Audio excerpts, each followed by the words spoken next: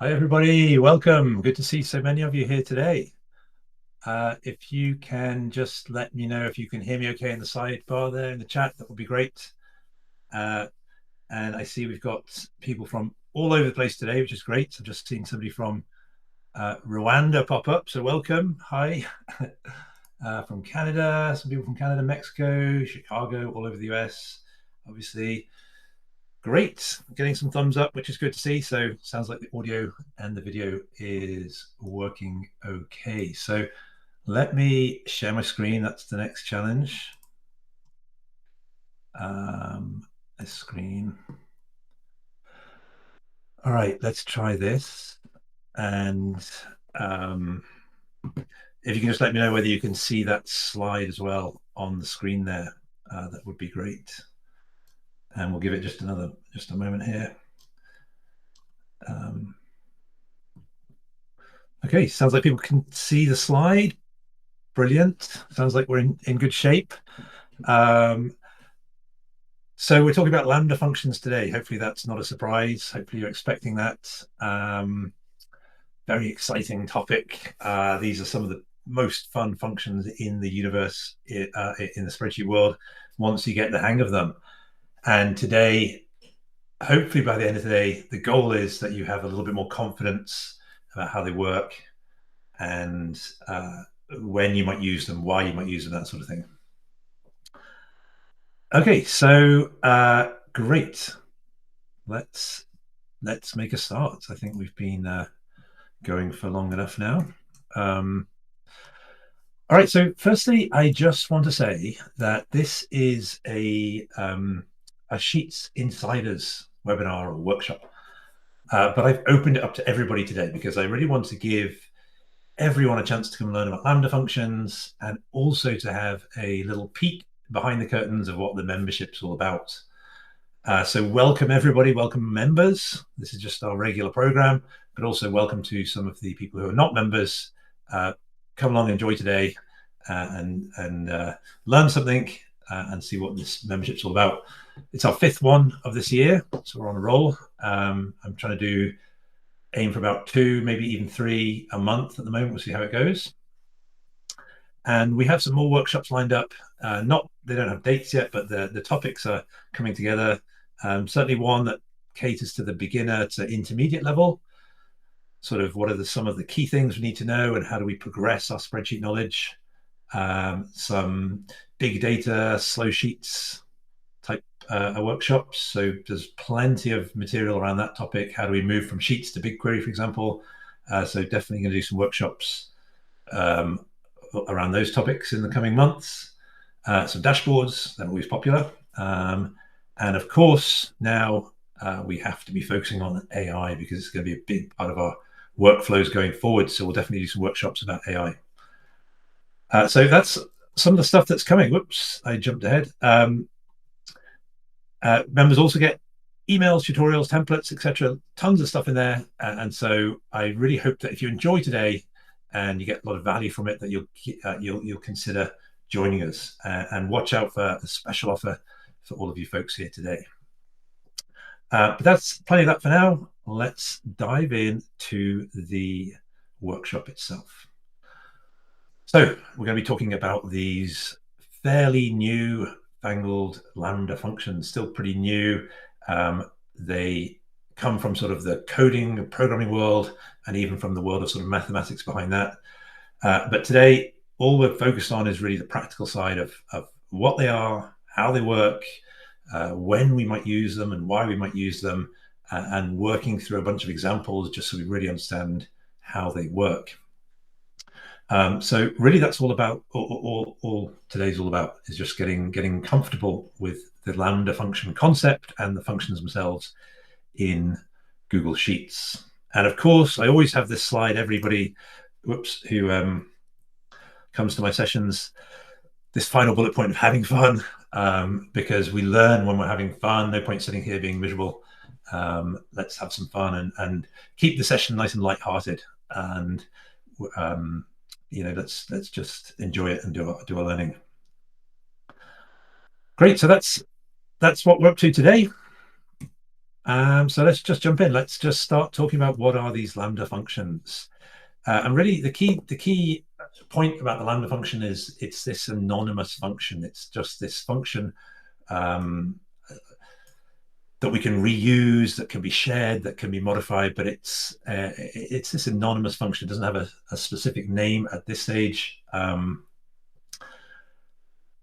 it just lets us, as I said, reusability is really the key thing. It can then just be shared around and used all over the place. We create them by combining these regular functions. So we essentially we want to do a complex calculation, and there's no built-in function that we can just use on its own to do that. So we have to end up combining a bunch of functions, and we've all done that before. What we've said, min, brackets, filter, or some sort of array formula where we've combined lots of functions together, and it can get quite complex and difficult to read. And the Lambda lets you take that logic and all of that complexity and combine it into a new anonymous function that we can then just reuse. And it just allows us to create these or capture these more complex calculations, but simplify them for other users to use or for ourselves to use further down the sort of the line. And that's really what Lambdas are about. And like I said, when we use them, why we use them, the benefits of using them are that they let us create these much easier to read, use, reuse, share. They just make our lives easier. That's the key benefit. And especially, we'll talk about named functions a little bit today. We're not focusing on named functions too much, but named functions do use essentially using the Lambda technology under the hood. So they're sort of a great example of why we would use Lambda or know about these Lambda functions. So they're fantastic because they're shareable. You can share a named function with another sheet. So that they're very powerful. And so Lambda functions ultimately are this powerful way of making complicated calculations and complicated formulas easier to use for us. And then the last point here is it's a lot more akin to how a computer coder thinks. So if you come from a coding background, you'll know that we have Lambda functions in computer programming, and you'll see the functions, especially today, that we'll talk about, for example, map and reduce. They have direct analogous functions in JavaScript and other programming languages, for example. So if we learn to use this functional approach, this way of thinking with these Lambda functions, then it helps us if we ever want to jump into code. It helps us learn coding. It helps us understand how coding works. And honestly, once you get the hang of it as well, this style of thinking, then it's honestly, it becomes easier to work with these Lambda functions and think that way than it does with just trying to create the old-fashioned style of array formulas. So it might feel like more difficult at the moment, but I think hopefully by the end of today and with some practice, they will become much more intuitive. So I said that we're not going to be too serious today. Here's a funny slide. I obviously had a bit too much fun creating this slide. But the point of this slide really is that I think of Lambda functions as not just this one word Lambda. Okay, it's sort of this family of functions. And I've grouped them in a special way here. So we have the Lambda function itself, the actual, there's a function called equals Lambda, which we're going to show today. But it's very rarely used on its own. It's not very practical to use it specifically just on its own.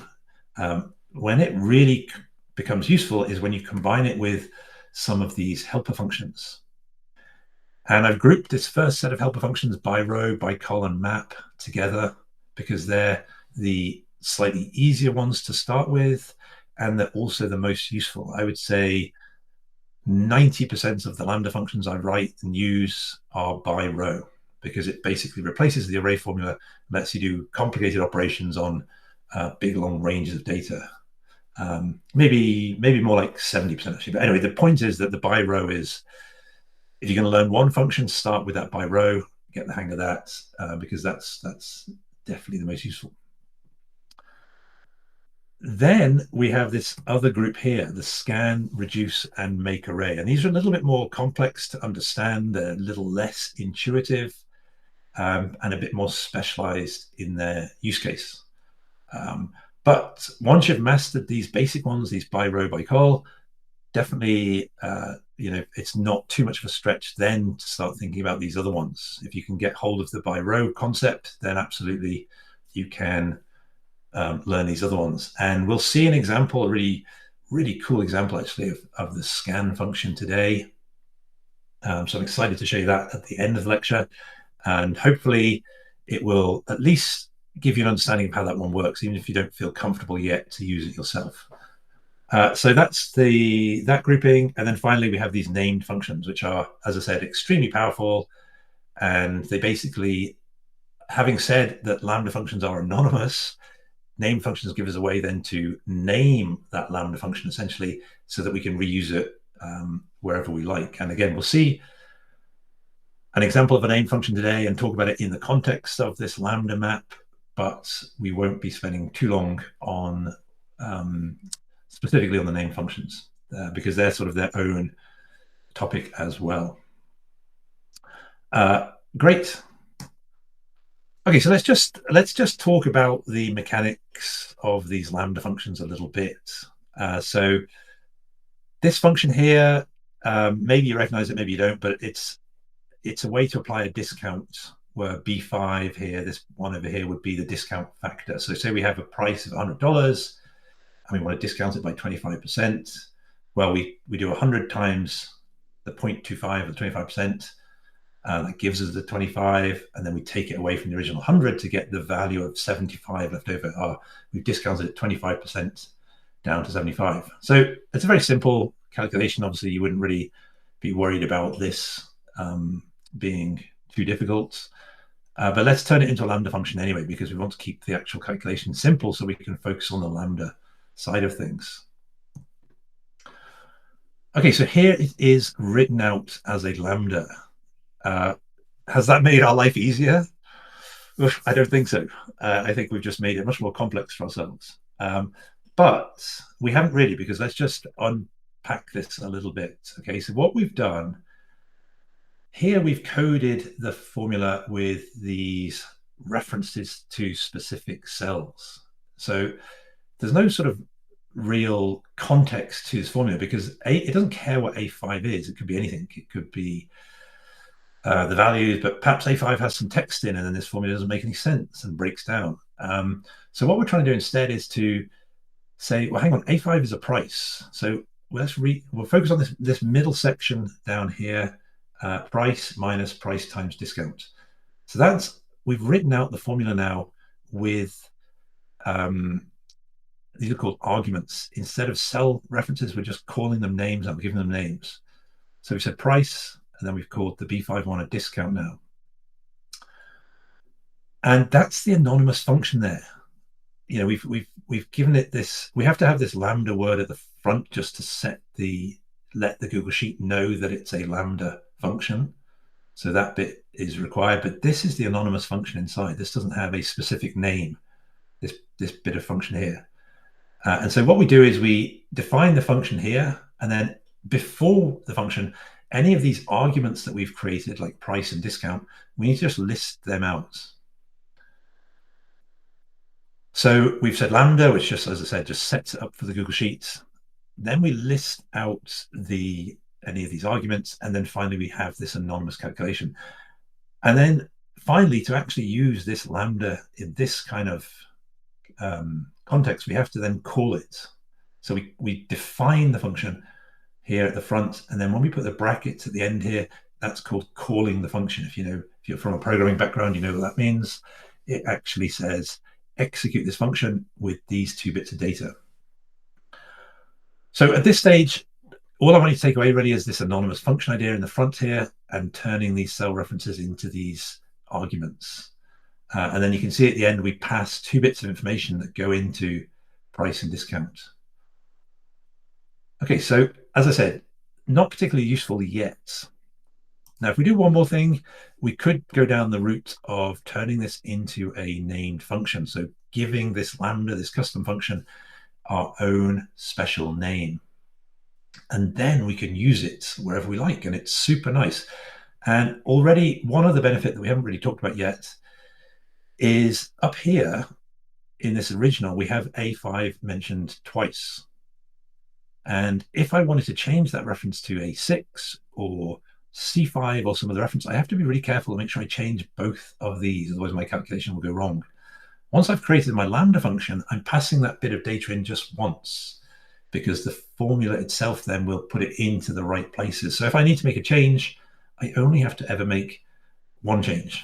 And so that's a nice benefit to these Lambdas, is they, especially when they get much more complex and you have like big ranges of data 3 or 4 times, if you have to keep changing it, it can get really tricky and easy to make mistakes, whereas a Lambda can make it a lot less likely to make that mistake. So the first real practical use case is the named function.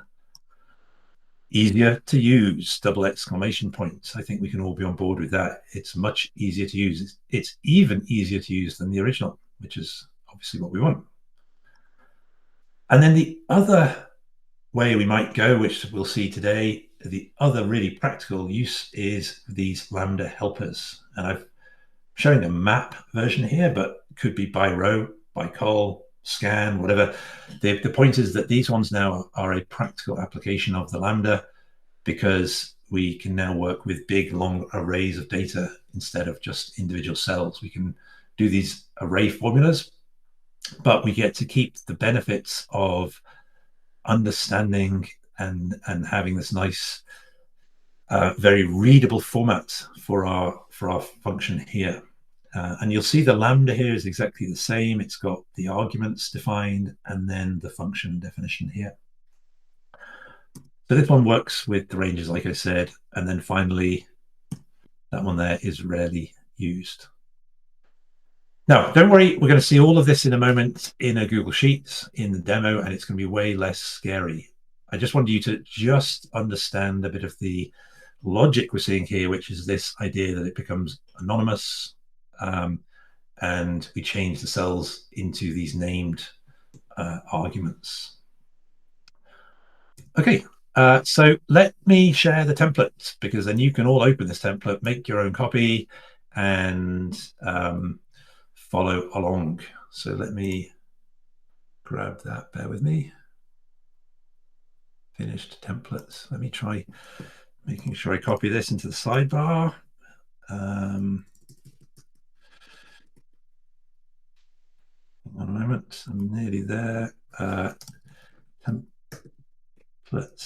preview. All right, I wonder if, okay, there we go. So it should look like this when you've got, it will open up in a sort of preview with a big button. Actually, it was on the slide here like this, where you can say use templates, and then you can get your own copy. So maybe you can just let me know once you've opened that, if that worked okay for you, before I keep going. Okay, great. I can see some people have got hold of it, so we're good to go. So we're going to work through some of these demos. I think for the purposes of learning, it is best if you don't jump ahead. I know it's natural to just jump through all the formulas and click around and look at everything and say, oh yeah, this is all simple, I've got this. But try and be patient, and try and follow along. I've just seen somebody saying, how do I get hold of the sheet? Let me see if I can just share this again. There we go, we'll just share it again. So just click this link, Kevin, and it should open a sheet with the preview, and then in the top right corner, I'll show you the slide here, there's this blue button that says use the template, and you can just click that and it should open for you. All right, so I have a blank version that we're going to use. So demo 1, we're up to demo 1, and we're just doing okay for time, so let's jump in.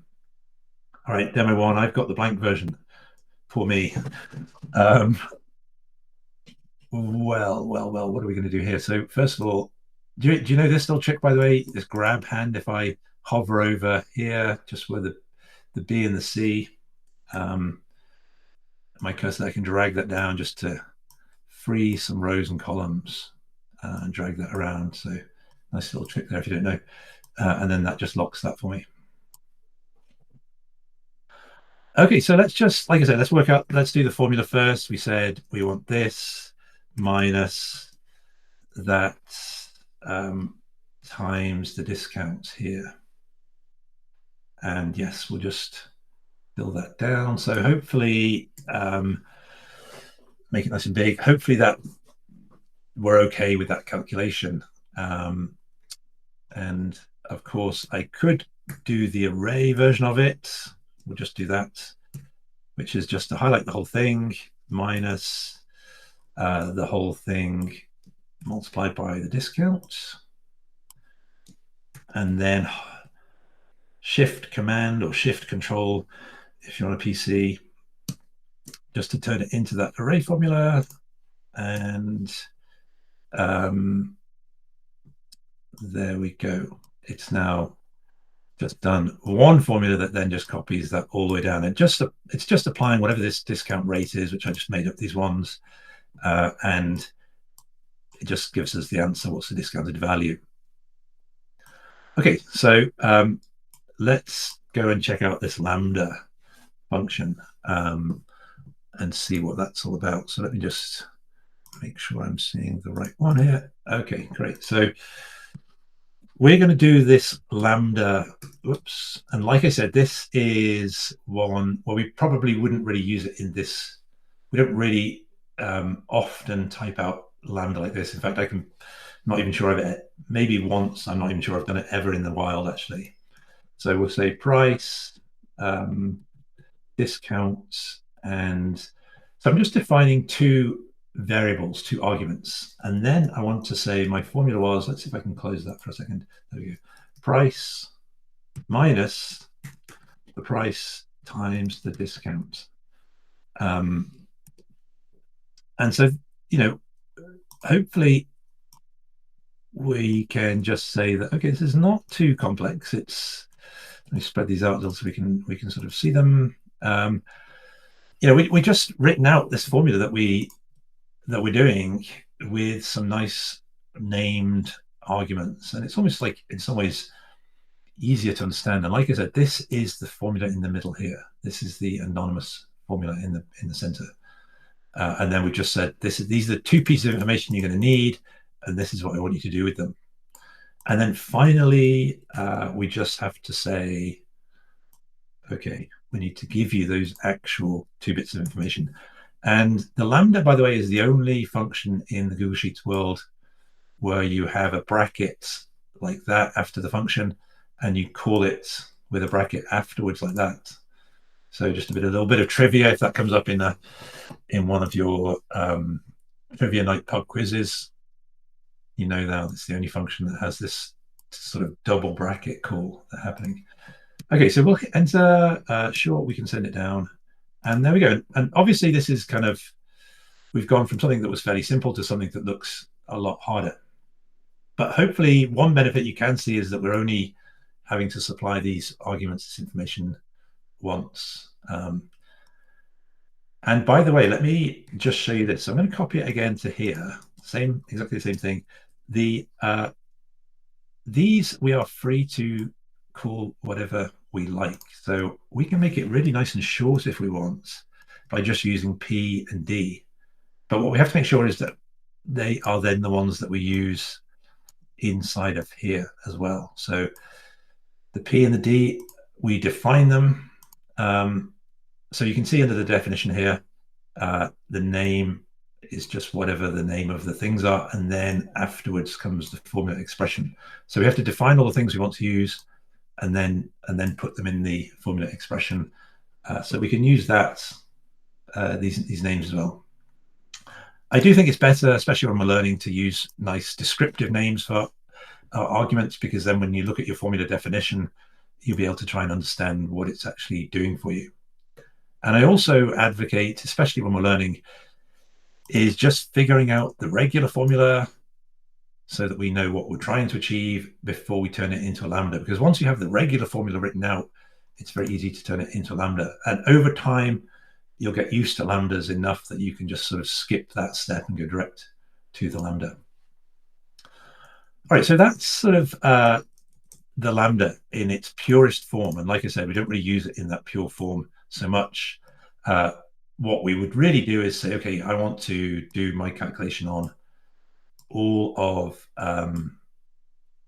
my data, my whole range of data. And that's when we say, right, I want to do a big array calculation, and it's going to be quite complex. Let's reach for the lambda. So we'll try a by row now. We'll do a by row, and we'll do a very, very simple by row.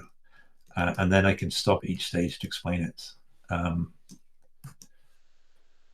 So you can see, just if I pause here, that by row says, give me a range of data and then give me the lambda. And I think this idea of it being anonymous is well, hopefully this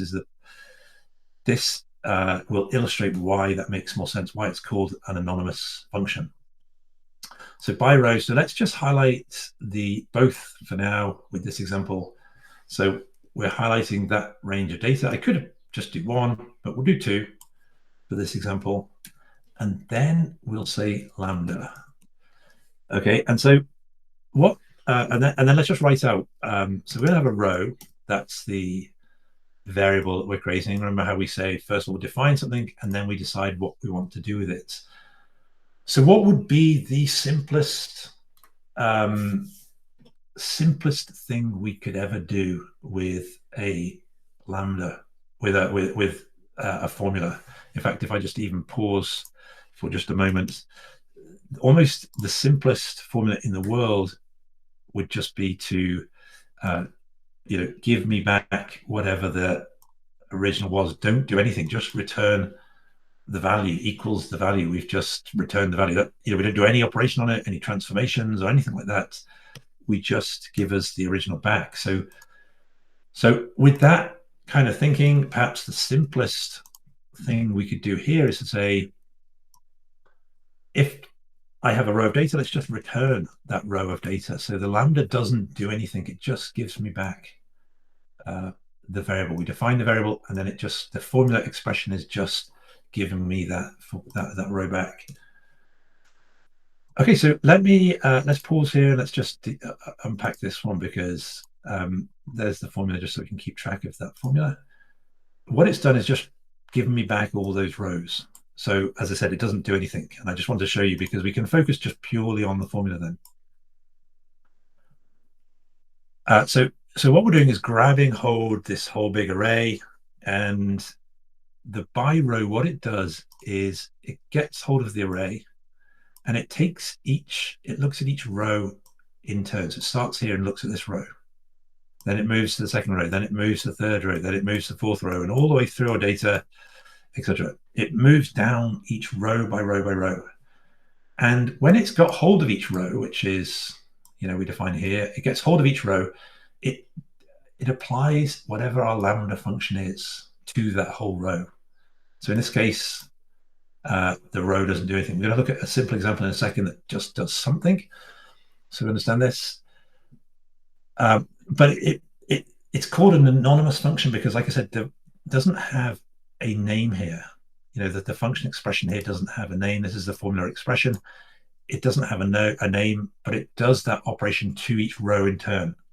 So it's like a loop. It just goes through our data until the end. It keeps going through each row of data to the end of our to the end of the range, and applies the function to each row. So let's see another example that's perhaps will help just cement that and make a little bit more sense, that does something this time. So this time we'll just choose one. We'll just choose that first range, and we'll say lambda. And let's just use R this time instead of row. It can, as I said, it can be whatever we like. In fact, what, we'll even say price this time, because since we're dealing with price, just to really make this really make sense. And this time I'm going to say price let's say divide by 10, what would be, the price divided by 10 if we wanted to massively decrease our prices? We'll hit enter, and there we go. So this is the anonymous function. And what it does is goes down each row and applies this price divided by 10 to each row of our range. The lambda word, I keep calling it anonymous, but this, and you're thinking, well, hang on, it's got the name lambda. But the anonymous function is this part of it. The lambda is just the keyword that we have to use to set this up in Google Sheets. If we didn't have this, it wouldn't know what we were talking about. So we kind of have to have this lambda word in there just to tell Google Sheets we're doing a lambda function. But the actual formula is the bit here. That's the formula expression. That's the actual lambda function. That's the anonymous function. So a little bit more involved, that one, but you can see how the way I'm thinking is, okay, I've got a range of data. It's got prices. I'm going to use price as my variable name. I'm going to do price divided by 10 as my formula expression. And once you've got that set in your head, it's just a case of getting used to these little bits of syntax. And like I said, it really becomes second nature, because you'll write by row, you'll select your range, you'll write that lambda without even thinking about it. It will just be like muscle memory. And then you'll be like, okay, now I know I'm dealing with the price. I'm going to define that. And then I'm going to do my divide by 10. Okay, but neither of these really actually answered our question, because our question, of course, was we wanted this discounted price. And neither of those really got us to that, because we actually need to use two ranges of data. And with by row, yes, we can grab the whole row. I showed you that. Then this gets a little bit too complex inside of here to then choose the first column or choose the second column. So I don't want to do it that way. What I want to do is use map, because map will keep it nice and simple, because map lets you grab more than one range. So let's try map, and also just shows us, it'll give another slightly different one to look at. So it returns a new array formed by mapping each value in the given arrays to a new value, which is obtained. So it's going to, again, look at the arrays, work through the arrays, and apply our anonymous function to each of them. So we'll choose these two arrays this time. And we'll work up here. We'll say lambda. Okay, so again, what we need to do is have some names for things. And we've got, the ordering is important, because this variable that comes next here, this first argument is going to be talking about this first array we picked. So, if we had a third array, if we had picked C2 to C11, then we would need to have A, B, C, three things that corresponded to the three arrays. But we don't have three. We're not going to be using that one. But we are going to have two. So we need to have two. And let's pick some sensible names. So let's go with price, because that's what the first one's all about. And the second one will say discount, because that's what the second one's all about. And then it's now saying, we're into our formula expression now. What do we want to do? Well, sometimes what I like to do is just say, just give me back something really simple, because I can just test that my lambda is working. So I might just say, okay, just give me the divide by 10. All right, so that worked. Let's just try a discount divided by, let's do maybe times by 10 for that one. Does that work? Yep, that gave me something back. So I know I can get that data. Okay, so I know I've got this bit here working okay. And now we can just say, we know what our calculation was. It was to say price, take away the discount, which was the price multiplied by the discount. And then we'll just close the brackets, and it doesn't really matter as long as you hit enter when you've finished. It will just fill out any missing brackets, because it's quite confusing sometimes to know how many brackets you need at the end. But if you watch, it does give you a little help as well. If you watch, when I close a bracket, it highlights the one you've closed. So we'll try again, and it's going to highlight this one here. And you think maybe I'm done, but I try one more, and it shows me it's that one over there. And then if I go beyond, if I have too many, it will turn that bracket red if I have too many. So it gives you some hints there to help you complete the formula. And then if I now hit enter, it should now be working okay, where it maps the original lambda, the array formula version that we had, or the discounted price that we had. And if we compare it, if we look at the array formula, first off, yes, it's nothing wrong with this, by the way. It works great. They're fast, but it's not very intuitive. Like, this is not very easy to read. Somebody would not be sure what's going on. And like I said, if when this gets more complex and you have, this A2 over here, maybe if it was then we had some more, it was over here again, and then over here, plus 30. Not that that means anything, but you can imagine if I have to change this now to add, say it goes up to now 21, I have to make sure I change it in all these different places. And you can see it gets really confusing to make sure that change propagates all the way through my formula. So array formulas are great, but they're not very beginner friendly, and they have their own sort of challenges. If we jump back to our map function, I only ever have to change that once. If I want to select a different, if I want to change this to 20, 20, 20, boom, I'm done. It's really simple because they're right here up front. My logic over here never changes, so I don't need to worry about that. And when I look over here in the future, if I'm thinking, what on earth does this function do? Oh, well, it takes the price and it takes away the discount of the price. So it's just applying a discount to my pricing for me. So it's a really easy to use read and understand function. And like I said, then you only ever have to make these changes once up front. So it's a really nice future proofing. All right, so I've just seen the time. I obviously need to speed up a little bit here. So let me show you named functions, because they're probably the best application of a Lambda function, because you don't need to know anything about Lambda functions. It's just the technology is there underneath the hood. What we do want to know is we want this formula here. So we'll copy it and we'll say data, named functions. And what this is doing is creating we'll add a new function. It's going to create this Lambda functions for us. So we'll say discount price, and we'll say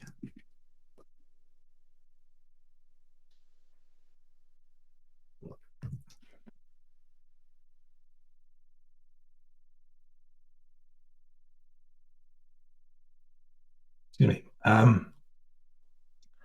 So let's put in the formula definition here. And it's telling us now that we change these arguments. So let's click on them and change it to this is the price. And the second one here, and you can see it's turning it into that anonymous function for me. It's the discount, and there we go. There's our Lambda anonymous function again, but we are giving it a name, discount price. So we'll say next, and we'll leave all that out for now. You can fill these in if you want your function to look good, but in the instance of keeping on track with timing, so now we can use this discount price that we created, this name function, and just go ahead and grab our 2, hit enter, and whoops, and we can drag it down, obviously, or fill it out. But there we go. It's now super clean, super nice, super easy to use. Don't have to worry about that Lambda function underneath the hood even. And all you need to do to get that working is take your regular function, turn it into a named function by anonymizing, by turning those specific cell references into those named arguments. All right, so name functions, I think that's a huge, that we've scratched the surface. We've basically just had a quick peek at them. So I think we probably are due some more tutorials and stuff and workshops and things on name functions in the future, because they are a big topic. There's lots more to them. But if you, again, like I said, from today, take away by row and name function as your two to go away and try. All right, let me jump back to the slides for a moment. That was demo one. And this is what we did, is we replaced the cell references with these placeholders. That's the key thing. We created the anonymous function. And then, of course, we had to call it. That was the sort of underlying technology, the Lambda technology. But hopefully, honestly, today, after today, you won't really need to worry about that exact, Lambda technology and putting these brackets after it and things like that. You'll be able to go straight into either the name functions or the helper functions. But I really wanted to make sure we had that foundation today. Demo 2. All right, awesome. Let's jump in. So demo 2, this actually came from a reader question, a great question. They said, so I have all these years in my data set, and each year has got a code associated with it, and I've just called it ID here. And what I want to know is, for a given code, like all the ones here, what's the first, oops, not that one, obviously, what's the first year that it shows up? So for 2020, it would be, sorry, for code 1, 2020 is the first year, the lowest year. When I look at number 4, well, that's just 2022. When we look at 2, that one and that one, well, 2024 is the lowest. And, we might look at it by saying filter. So we're going to filter this wherever the ID equals, let's start with, say, number 1. And there's the years that are associated with number 1. So those ones.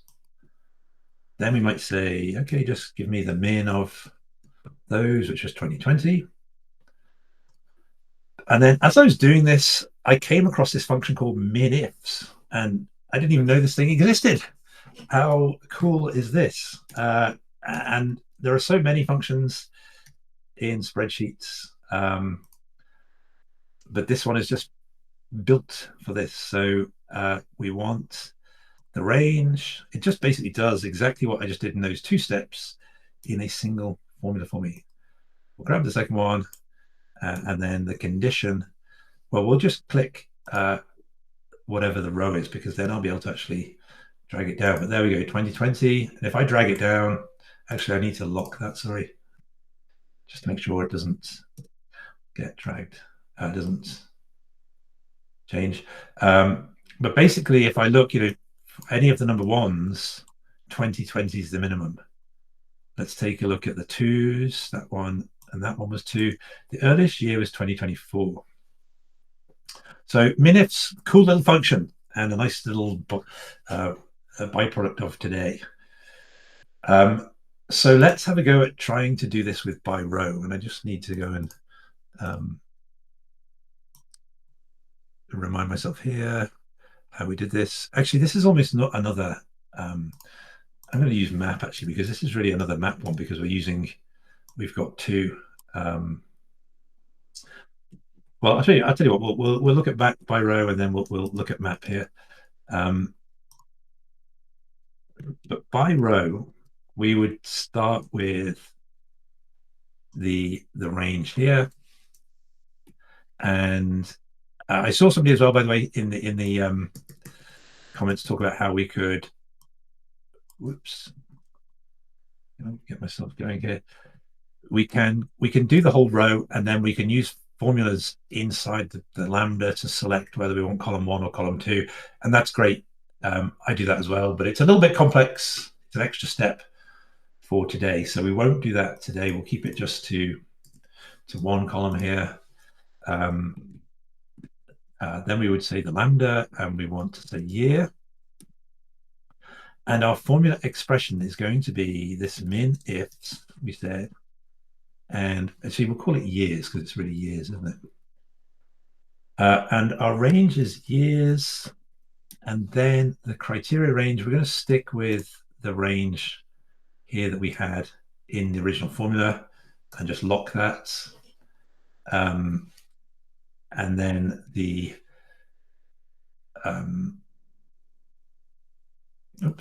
then the I've got this the wrong way around. I'm confusing myself because I'm not doing the map. Let me just start this one again. Okay, let's try this one again. We'll try by row with the IDs is what I want, because I want to loop through these IDs. This is the thing that's changing. So sorry, my bad there. We'll say lambda, and it's the ID. Essentially, it's the thing that's changing.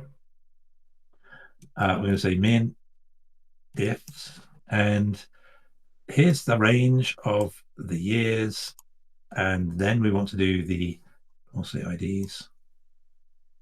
These IDs, actually, no, I'm sorry, I'm sticking with ID.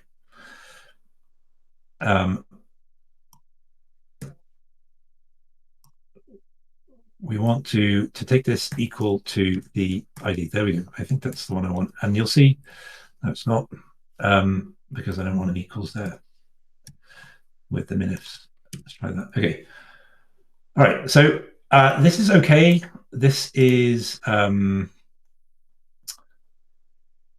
by row, but it's not really a great use of the by row. I'm just, as I'm going through this right now, because we have still haven't really solved that problem of moving these arguments to the front and not repeating ourselves in here. So let's see if we can do a better version of this, like I said, with the map.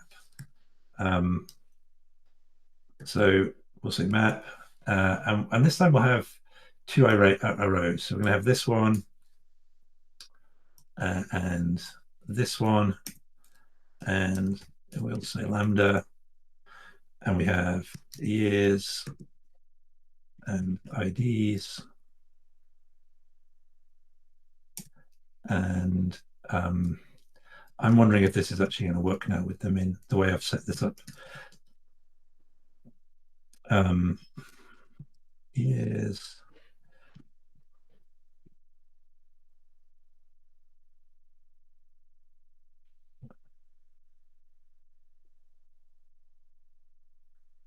Yeah, that's not going to work.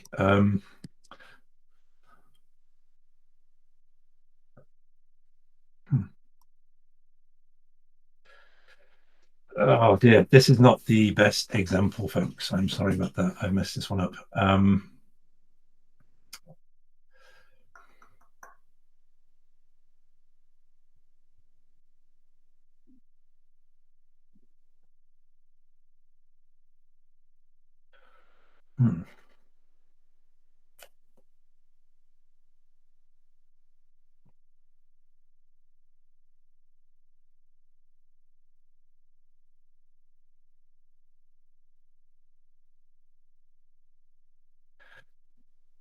Yeah, let me fix this one in the map example I want to show you in the template afterwards, because you don't want to sit here watching me suffer and run down the clock.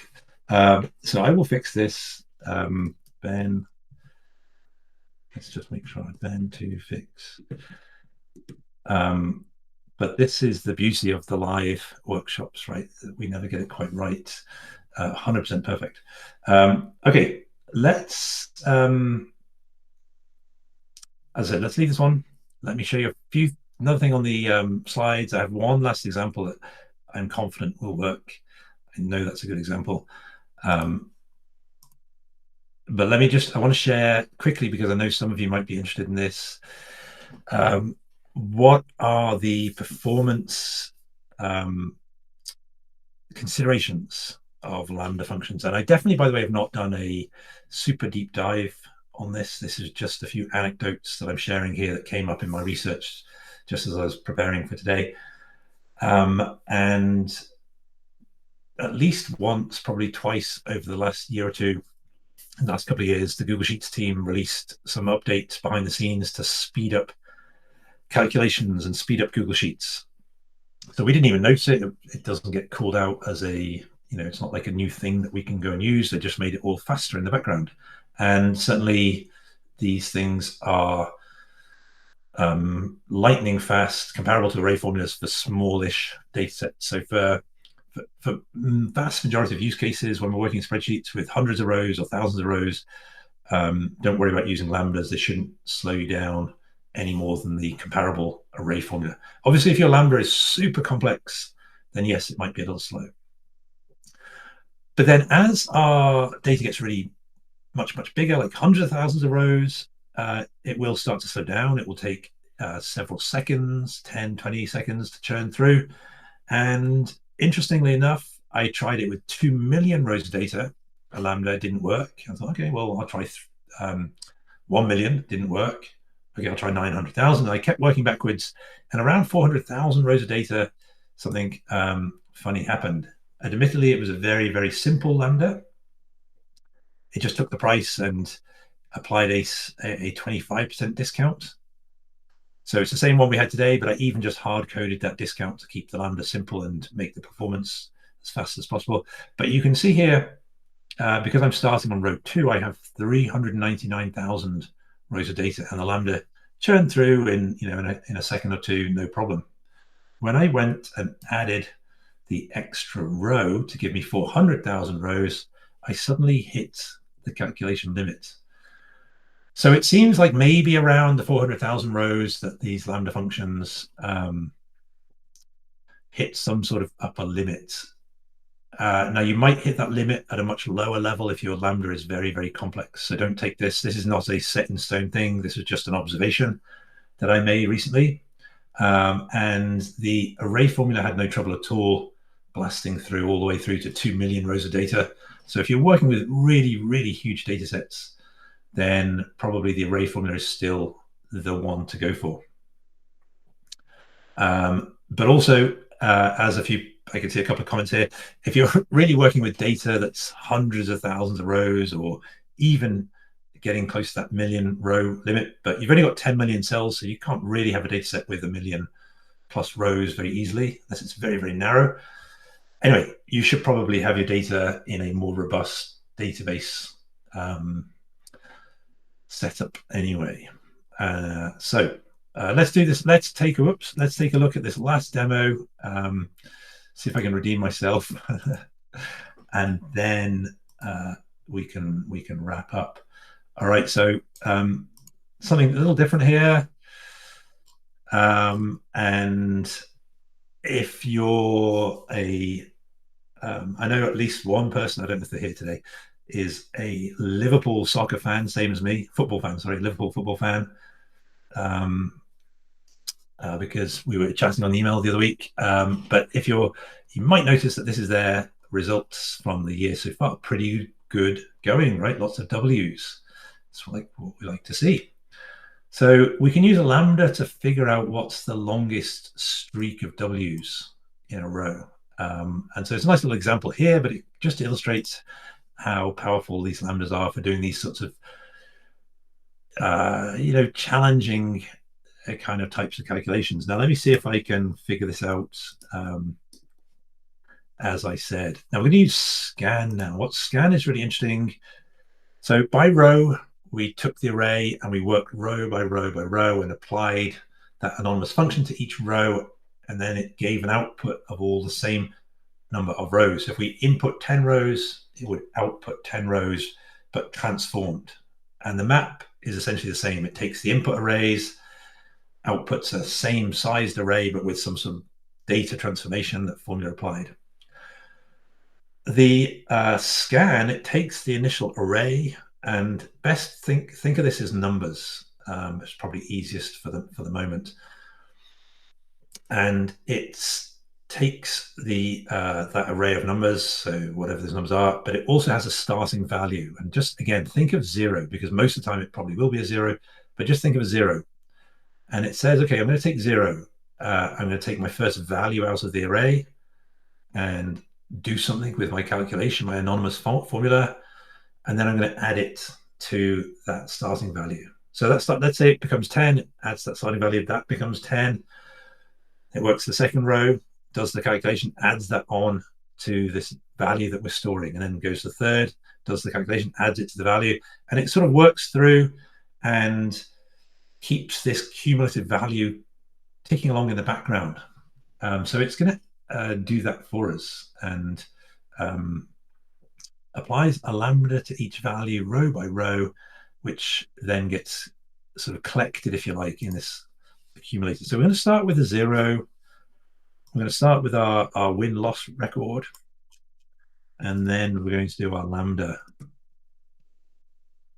And let's just call it R for keeping it nice and simple, for result, R for result. If R equals W. So we're going to say very simple function that just says if it's a W, we are going to, now this is where it gets a little bit interesting. Let me check I've got this, making sure I'm doing this right, actually, because I don't want to get this wrong on the, okay. We need to, I was thinking of the by row example. We need to say, we have a first one we have is this A, this accumulator value. This is like our stored value, I'm going to call it.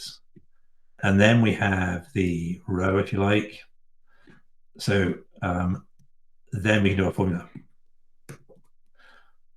So if the row is a W, which is a win, then we want to take the stored value and add 1 to it. Otherwise, we're going to put a 0. So what this should do is it should count, it should, for each row, if it's a W next to it, increment the number by 1. And if it's not got a W, it should reset the number to a 0. Great. Okay, so what it's doing, as I said, is W, that gets me 1. Second one goes to 2, 3, resets because we lost that match, back to 0. 1, 2, 3, 4. Then we drew, so it goes back to 0 because we're not on that winning streak anymore. So the 0 is the starting stored value. If it's a win, add 1 to that stored value. If it's anything else, it's not a W, then just reset it to 0. And then what that lets us do is just to say max of those, and the max is 4. So our max winning streak so far has been a 4. And if, just to show you that if we, for example, if we'd won that one early on, it would go up to 8. It just looks for the max value inside of this array. So it's a really nice example of a scan, of an example of how we could use that scan to do a kind of interesting, specialized kind of calculation. So check that one out. That's in the demo file. That will take a little bit longer to perhaps to slightly more complex, because we have this idea of a stored value that goes through with each row. The stored value can be modified and moves on, gets propagated to the next loop. But it's a really nice example. Okay, let me jump back to the slides just to wrap up here for 2 minutes. Like I said, that was the live workshop today, is a Sheets Insider workshop. So some of you are already in Sheets Insiders. This is just our usual Thursday workshop. But for the rest of you, I hope you really enjoyed that today. I hope you've got some confidence to go ahead and try out these Lambda functions, give them a whirl, and hopefully have a better sense of the underlying technology here that's going on. But if you enjoyed today and you want to come along to more workshops and get access to all the replays that we have, and get the the weekly email that's exclusive for members and all this sort of good stuff, then please come and join us. It's comparable or even less than the cost of my courses for a year's worth of membership to all the future workshops and the catalog of workshops and tutorials that's growing. And just very quickly, I'll show you what that looks like as well. In fact, you can even, I'll put this in here, you can even have a look at this yourself if you like. But these are this is all the content we've had so far. Actually, we had a workshop last week about chart tutorials as well, so that needs to go into here. But these are all the ones we've done so far. Some AI stuff. We had 3 AppScript workshops in January.